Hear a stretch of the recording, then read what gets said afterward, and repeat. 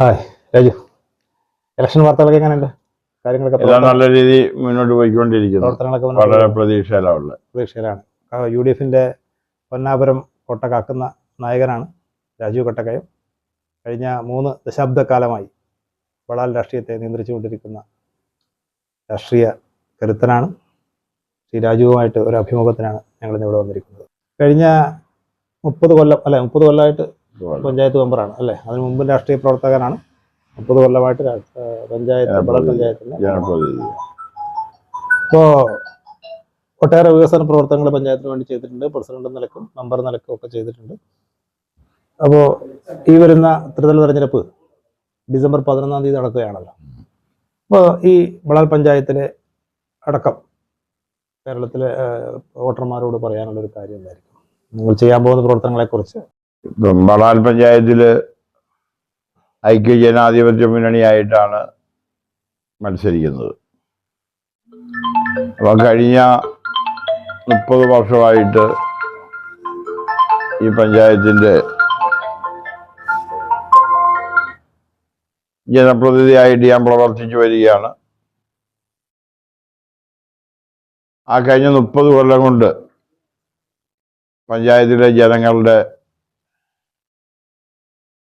എല്ലാ വിഷയങ്ങളിലും ഇടപെടുകയും ഈ പഞ്ചായത്തിൻ്റെ വികസന ആവശ്യങ്ങൾ ഒരു പരിധി വരെ നിറവേറ്റി കൊടുക്കുവാനും സാധിച്ചിട്ടുണ്ട്. അതിലെനിക്ക് അഭിമാനത്തോടു കൂടി പറയാൻ പറ്റുന്ന 2-3 പദ്ധതികളുണ്ട്. ഒന്ന് വെള്ളരിക്കുണ്ട് താലൂക്ക്. 1980 മുതൽ മലയോരത്തെ ജനങ്ങളുടെ ആവശ്യമാണ് താലൂക്ക്.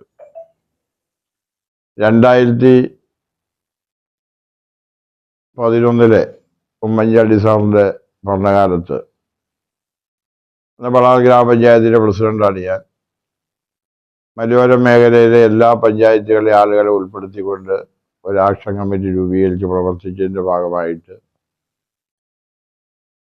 ഈ താലൂക്ക് ഇവിടെ അനുവദിച്ച് കിട്ടാൻ സാധിച്ചു. മറ്റൊന്ന്, ഈ റോഡുകളുടെ നിലവാരം ഉയർത്തിക്കൊണ്ട് ഗവൺമെൻറ് വരുന്ന കാലഘട്ടമാണ്. ഈ മലയോര മേഖലയിലെ ആദ്യത്തെ മെർക്കാടം റോഡാണ് എടത്തോട് കൊണ്ടക്കാട് റോഡ്. ആ കാലഘട്ടത്തിലൊന്നും മലയോരത്ത് ഇങ്ങനെ നിലവാരമുള്ള റോഡുകൾ ഉണ്ടായിട്ടില്ല. പിന്നീടാണ് ഇങ്ങനെയുള്ള റോഡുകളൊക്കെ വന്ന് നമ്മുടെ മലയോരമൊക്കെ ഗതാഗത മേഖലയിൽ മികച്ചത് ആയി മാറിയിട്ടുള്ളത്. അതുപോലെ വളാൽ പഞ്ചായത്തിലെ 2 പ്രാഥമിക ആരോഗ്യ കേന്ദ്രങ്ങളാണുള്ളത്. ഒന്ന് കൊന്നക്കാടും ഒന്ന് വെള്ളരിക്കുണ്ടും. കാസർഗോഡ് ജില്ലയിൽ PHSകളിൽ ഏക PHS ആണ് കിടത്തി ചികിത്സ ഉണ്ടായിരുന്നത് വെള്ളരിക്കുണ്ട്. അവിടെ 2 കോടി രൂപ ചെലവിൽ ഈ പഞ്ചായത്ത് ഭരണസമിതിയുടെ കാലഘട്ടത്തിൽ ഒരു എല്ലാവിധ സൗകര്യങ്ങളോടുകൂടി ഒരു കെട്ടിടം പണിയാൻ സാധിച്ചു. പഞ്ചായത്തിൻ്റെ നിയന്ത്രണത്തിൽ നിന്ന് ബ്ലോക്ക് ആരോഗ്യ കേന്ദ്രത്തിൻ്റെ നിയന്ത്രണത്തിലേക്ക് ആശുപത്രിയിൽ പോയി. ഇപ്പം അവിടെ കിടത്തി ചികിത്സയില്ല. അതായത് വളരെയധികം സൗകര്യങ്ങൾ കുറവുണ്ടായിരുന്ന കാലഘട്ടത്തിൽ പഞ്ചായത്ത് തുടർന്നു കൊണ്ടുപോയി കഴിഞ്ഞാൽ കിടത്തി ചികിത്സ പോലും ബ്ലോക്ക് ആരോഗ്യ കേന്ദ്രമായിട്ട് മാറിക്കഴിഞ്ഞപ്പോഴില്ല, സൗകര്യങ്ങൾ വർദ്ധിപ്പിച്ചപ്പോഴില്ല. പക്ഷെ നമ്മൾ ആ ആശുപത്രിക്കുള്ള എല്ലാ അടിസ്ഥാന ഭൗതിക സൗകര്യങ്ങളും ഉണ്ടാക്കിയതിൽ ഞങ്ങൾക്ക് അഭിമാനമുണ്ട്. അതുപോലെ തന്നെ വളാൽ ഗ്രാമപഞ്ചായത്തിലെ 542 ഗ്രാമീണ റോഡുകളുണ്ട്, കിലോമീറ്റർ റോഡുകളുണ്ട്. അതിൽ 480 കിലോമീറ്റർ ടാർ ചെയ്തും കോൺക്രീറ്റ് ചെയ്തും ഗതാഗത യോഗ്യമാക്കി. ഇനി പഞ്ചായത്തിൻ്റെ മുഖച്ഛായ തന്നെ മാറ്റിയെടുക്കുവാൻ വേണ്ടി സാധിച്ചിട്ടുണ്ട്. ഈ പഞ്ചായത്ത് തെരഞ്ഞെടുപ്പിലും UDFിൻ്റെ വിജയസാധ്യതയ്ക്ക് യാതൊരു സംശയവുമില്ലാത്ത പഞ്ചായത്താണ് വളാൽ. അതെ, സ്വാഭാവികമായിട്ടും അതിൻ്റെ സാരഥ്യത്തിലേക്ക് വരാൻ പോകുന്നത് താങ്കൾ തന്നെയായിരിക്കും.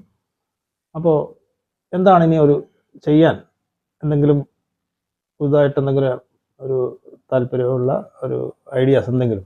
ഒന്ന്, വളാൽ പഞ്ചായത്തിലെ ആളുകളുടെയും മലയോരത്തെ ആളുകളുടെയും ചിരകാല അഭിലാഷമാണ് വെള്ളരിക്കുണ്ട് ബസ് സ്റ്റാൻഡ്. അത് ഈ ഭരണ സമയത്ത് തന്നെ നമുക്കതിൻ്റെ നിർമ്മാണം ആരംഭിക്കുവാൻ സാധിച്ചു. അത് എത്രയും വേഗം പൂർത്തീകരിച്ച് നാടിനെ സമർപ്പിക്കുക എന്നുള്ളതാണ് ഏറ്റവും വലിയ ലക്ഷ്യങ്ങൾ. 1. 2, ഈ ഭരണസമിതിയുടെ ഈ കാലയളവിൽ കനകപ്പള്ളിയിൽ ഒരു ഗ്യാസ് കമ്മിറ്റോറിയം പണിതുകൊണ്ടിരിപ്പുണ്ട്. അതും ജനങ്ങൾക്ക് ഈ സാമ്പത്തിക വർഷം തന്നെ സമർപ്പിക്കണം എന്നാണ് മറ്റൊരു ലക്ഷ്യം.